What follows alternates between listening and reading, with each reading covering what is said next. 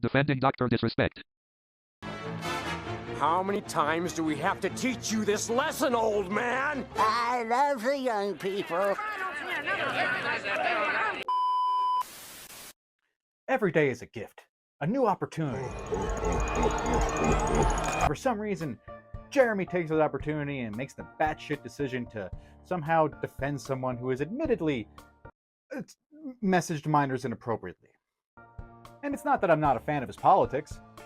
All politics are stupid. Politics is just the art of manipulating people.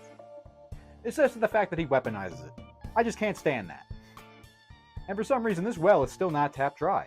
Even after several videos by The Willie Mac Show, videos by Most Critical, videos by H3H3, and many others. And since it seems this old heifer is still producing, I figured I might as well latch onto them fat teats and see if I could squeeze me out some content. In an example of poor decision making, the Quartering has once again decided to voice his support in Dr. Disrespect. And because no one wants to hear me read, take it away, sped up Boblax.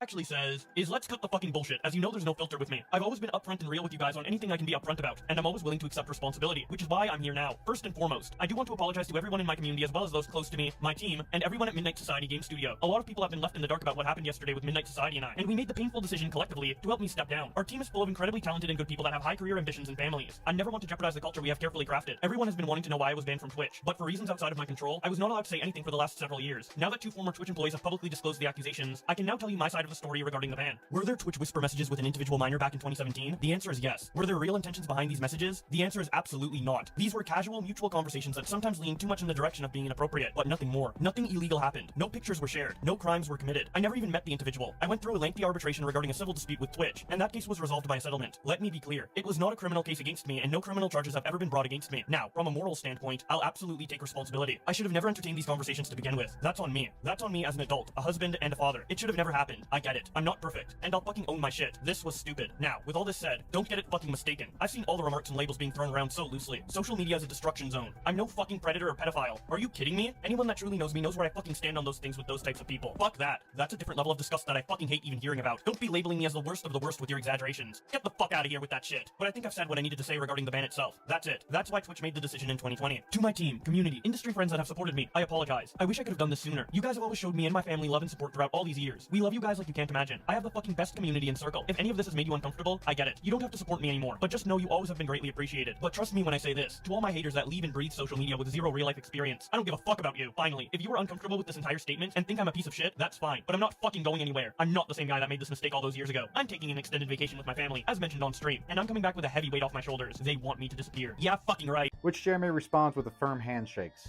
for some reason. And I know I've already made a video about Jeremy making these bizarre decisions, so hopefully this one's a better one.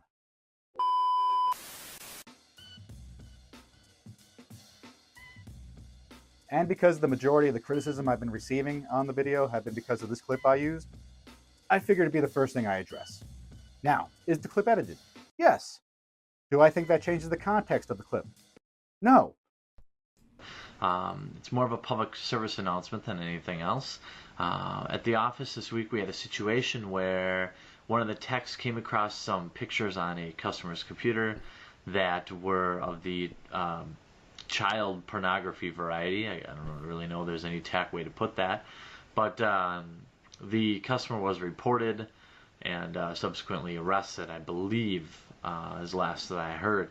But this video isn't to protect child perverts or anything like that.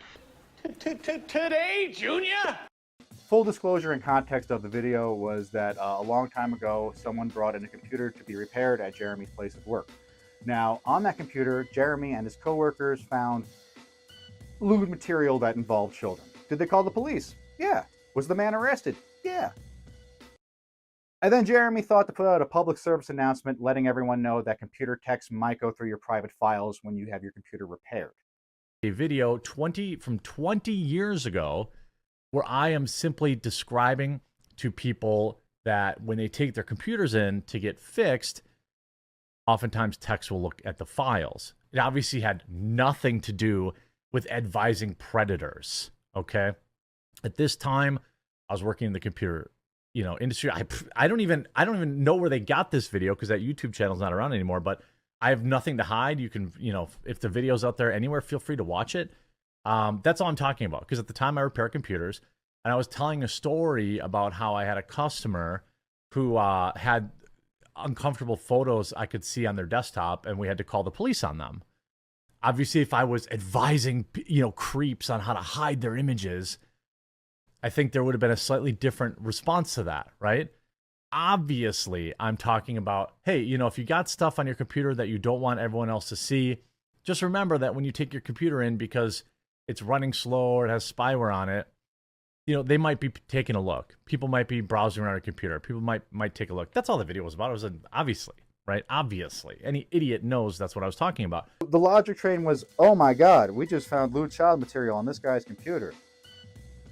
I better make a video warning people that we might find their illegal Napster downloads if they bring their computer to be repaired. It's just a weird choice to make. I'm not insinuating that Jeremy is a creep. I think he's a weirdo, but I don't think he's a creep. I just think that he's a dumb man that made a dumb decision. Now, at this point, I would tell you to go see the entire video unedited, but apparently you can't, because the entire channel the video was posted to has been erased.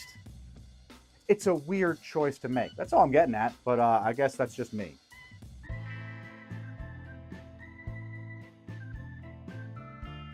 And now it seems that the co-host of his podcast, Melanie Mack, has also joined Jeremy in offering Dr. Disrespect a soft defense on Twitter.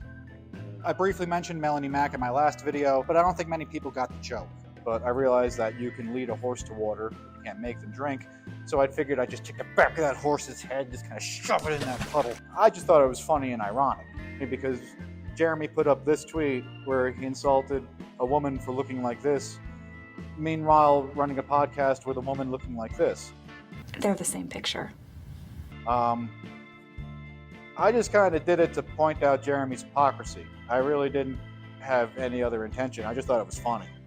I have the same problems with Melanie Mack as I do with the quartering. I think that she just uses pop culture to fuel rage bait. That's why I pointed out that she leans so heavily on the one gay character in her critique of X-Men 97. Is a total And even admitting that she actually never read the comics that the cartoon was even based on. Those kinds of things. As for Jeremy's content, I don't like or respect it, to be honest with you. I feel it lacks any real substance. Look who's talking. It's just a rush to put out content to just act as like anti-woke rage bait. But again, without any actual effort put into it. Being devoid of any actual independent thought, a typical quartering video consists of Jeremy scrolling through news feeds and Twitter until other people formulate his thoughts for him. He'll latch onto any headline he sees that helps further his narrative, and then regurgitate them as though they were fact with little to no research. His channel is just a rush to put out low-effort content disguised as news. Like this. A lot of people talk about homeowners associations or HOAs getting out of control. Well, this male Karen gets exactly what's coming to him.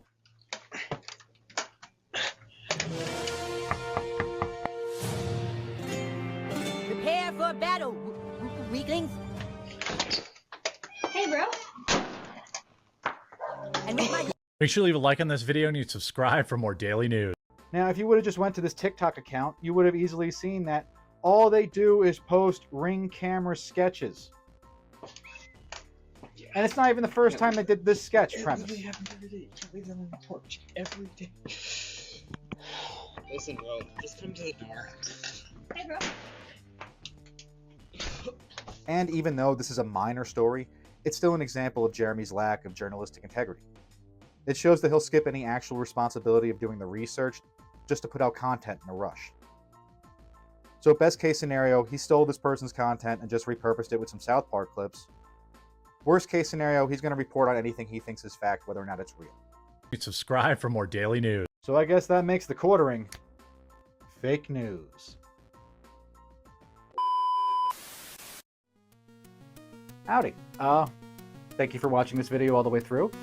If you did, I hope you enjoyed it. I'm doing my best to grow my channel out this year. If you enjoyed this video, I hope I earned your subscription. And yeah, I'm going to keep doing what I'm doing, and see y'all next time.